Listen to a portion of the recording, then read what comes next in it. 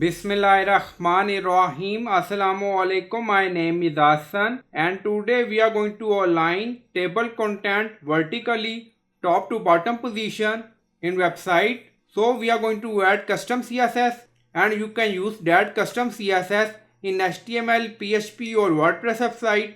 Now you see content alignment middle. So we are going to align vertically table content. So this is our TD. Table data.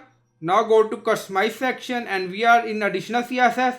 Now paste. So we added class in table align, and then you see TD we are using, and then we are using vertical align baseline, and then click on publish. So after that we are going to check it.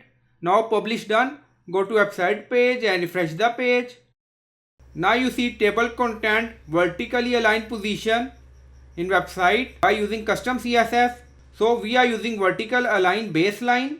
So I hope you like this video. Please like, comment, share, subscribe. Thank you for watching.